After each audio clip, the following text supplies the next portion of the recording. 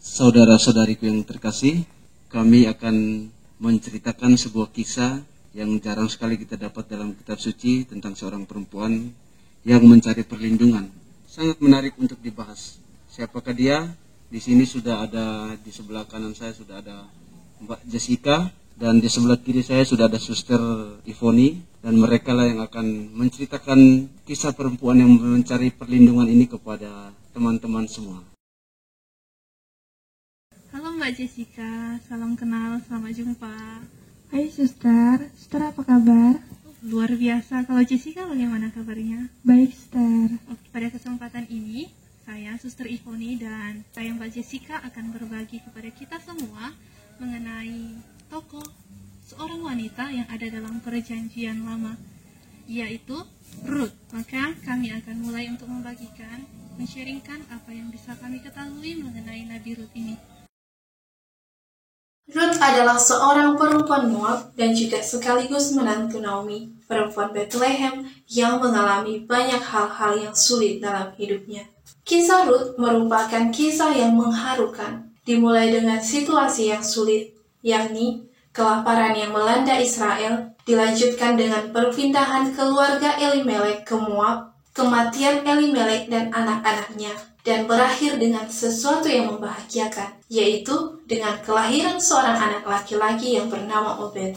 Kisah Ruth, di mana tokohnya adalah Ruth yang bukanlah keturunan Yahudi, namun mendapat perhatian Allah untuk mewujudkan rencana Allah bagi Naomi yang kehilangan suami dan anak-anaknya. Ruth menduduki tempat yang penting di dalam sejarah Israel, sebab dia menjadi nenek moyang dari Raja Daud dan Yesus. Jika dilihat dari keseluruhan narasi, Ruth adalah sosok wanita yang mengagumkan. Kebaikan hati Ruth bukan hanya terbatas dinyatakan bagi suaminya yang telah meninggal, namun hal tersebut nyata terus dilakukan dalam kehidupannya bersama ibu mertuanya Naomi. Dalam kitab Ruth, salah satu konsep yang sangat menonjol adalah mengenai kesetiaan. Kata ini muncul beberapa kali dalam kitab Ruth. Ruth adalah sebuah kitab mengenai kesetiaan, baik pada tingkat manusia maupun pada tingkat ilahi. Dalam tingkat manusia, salah satu tindakan kesetiaan ditujukan oleh Ruth kepada Naomi. Kesetiaan Ruth ini pun dipuji oleh Boaz.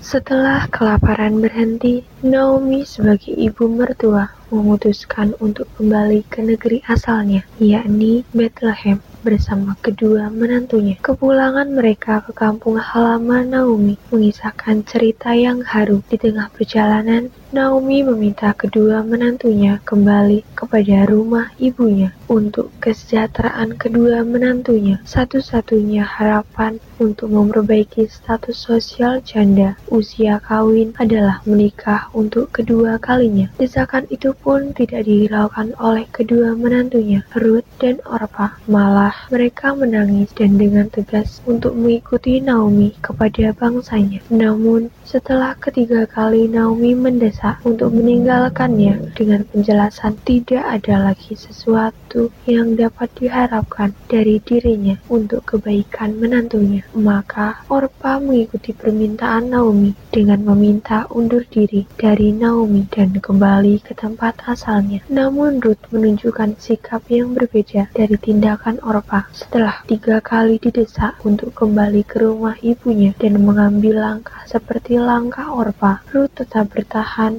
untuk tidak kembali dan tetap bersatu dengan Naomi.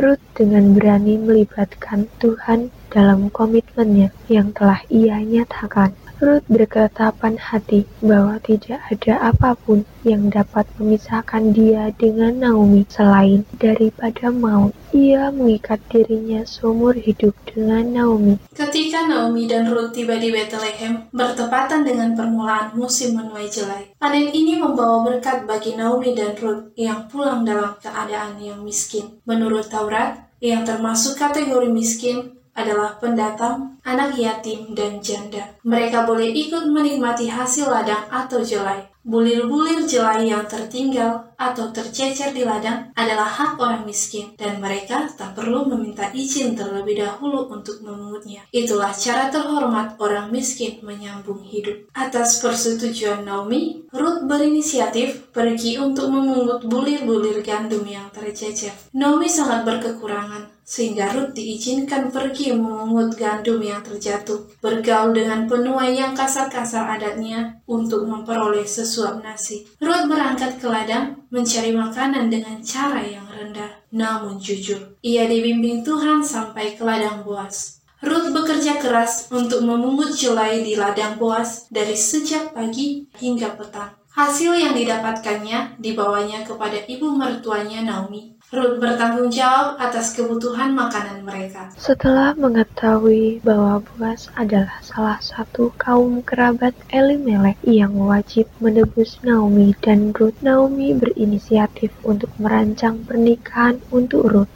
Untuk melaksanakan rencana ini, Naomi mempersiapkan rencana terlebih dahulu untuk hal-hal yang harus diperhatikan oleh Ruth, mulai dengan penampilannya hingga kepada apa yang harus dilakukan ketika ia berada di dekat Boas. Namun Naomi tidak menyampaikan apa yang harus dikatakan ke Ruth ketika ketemu Boas. Ruth hanya diminta untuk menunggu apa yang dikatakan Boas terhadapnya.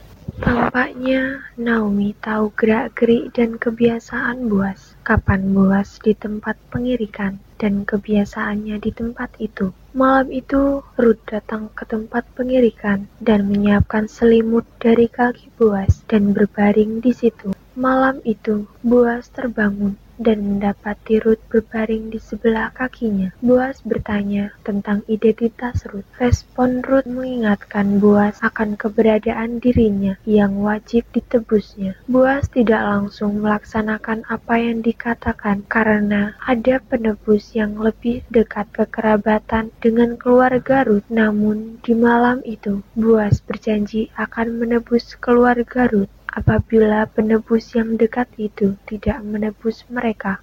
Setelah bertemu dengan kaum penebus yang memiliki hubungan kekerabatan dekat dengan keluarga Elimelek tidak bersedia menebus Ruth, maka Boas memenuhi janji yang telah disampaikannya kepada Ruth pada malam itu. Di hadapan para tua-tua, Boas menebus semua milik pusaka Elimelek beserta mengambil Ruth sebagai istrinya. Ruth menikah dengan orang yang merupakan inisiasi Naomi.